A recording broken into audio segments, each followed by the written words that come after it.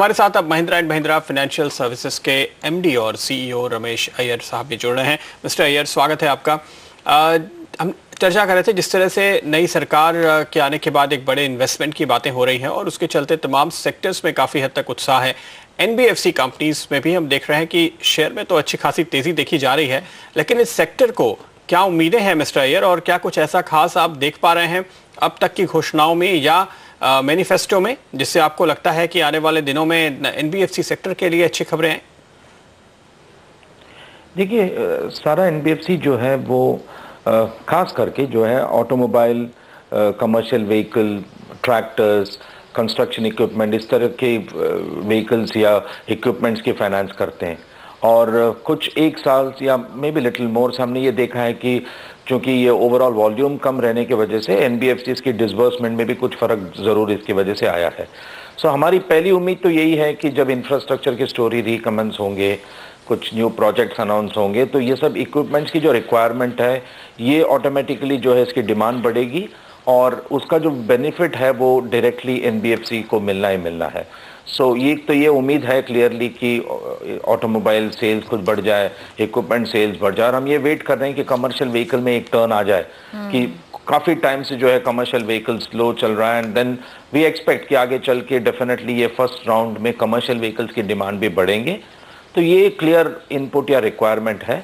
और सेकेंड, मैं समझता हूँ कि ऑपरेटिंग कॉस्ट, चूँकि काफ़ी ऑपरेटर्स, जितने भी जो कमर्शियल व्हीकल ऑपरेटर हो या स्मॉल व्हीकल ऑपरेटर हो, इन सबके ऑपरेटिंग कॉस्ट काफ़ी हद तक बढ़ चुका है। तो ये एक उम्मीद और है कि अगर आगे चल के कुछ इंटरेस्ट रेट्स कम होते हैं तो ऑपरेटिंग कॉस्ट में भी इसका जो फ़र्क है ज़रूर पड़ेगा। एंड थर्ड है कि आज जितनी इनके पास गाड़ियां हैं उनकी यूज़ अगर बढ़ जाए तो एक कैश फ्लो में जिसके वजह से एक असर पड़ेगा, तो ओवरऑल एनबीएफसी की कलेक्शंस और जो क्वालिटी ऑफ एसेट की बात होती रहती है लगातार, उसमें भी फर्क पड़ेगा। तो मैं समझता हूँ कि ये 2-3 चीज में काफी इंपॉर्टेंट रहेगी। मिस्टर अय्यर, क्या फोकस मॉडर्नाइजेशन पर भी होना चाहिए एग्री सेक्टर का, प्रोबेबली जिससे आप देखेंगे इन्वेस्टमेंट वहां पर ज्यादा आए और फिर वो रिजल्ट करे हायर प्रोडक्टिविटी में, वो फिर ऑफकोर्स एक बेटर सिनेरियो होगा?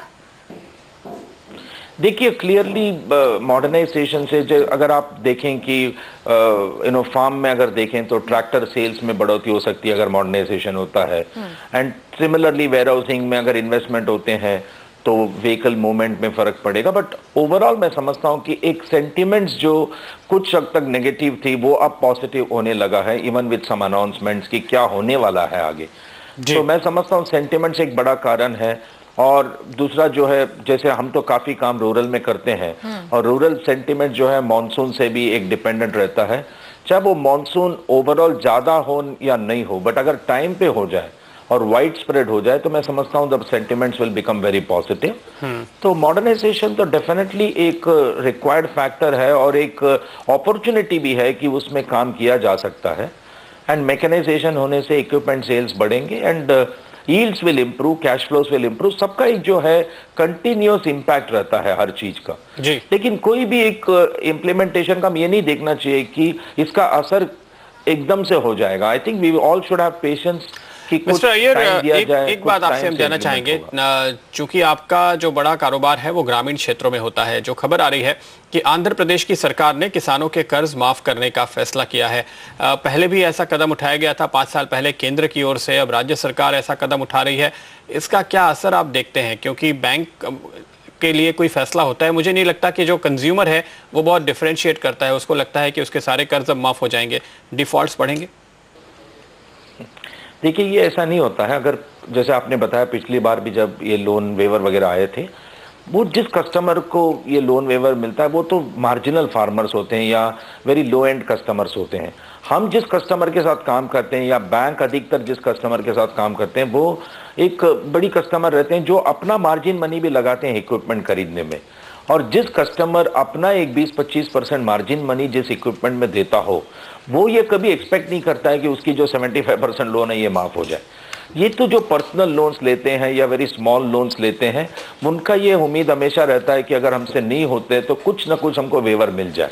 यस, इसका असर कब पड़ता है? जब ये कस्टमर्स, हमारी भी कस्टमर्स आके हमसे डिस्कस करेंगे, साहब अब जो है लोन वेवर की एक स्कीम आई है तो क्या हमें भी कुछ इंटरेस्ट की वेवर मिल सकता है, क्योंकि इंटरेस्ट रेट काफ़ी हाई है बाजार में।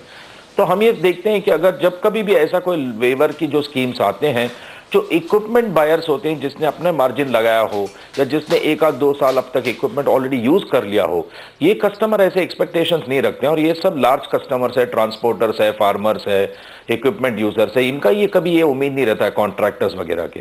ये मार्जिनल फार्मर्स के जरूरी एक्सपेक्टेशन रहती है, बट हमने कभी इसका इतना असर हमारे बैलेंस शीट में, हमारी कलेक्शन में, हमारी मार्जिन या प्रॉफिटेबिलिटी में हमने नहीं देखा है।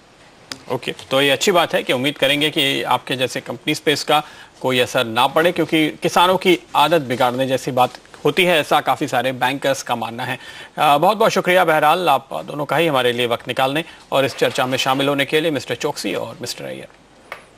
इसके साथ ही सौदा आपका में फिलहाल इतना ही। ब्रेक के बाद लेकर आएंगे कमोडिटी राउंडअप।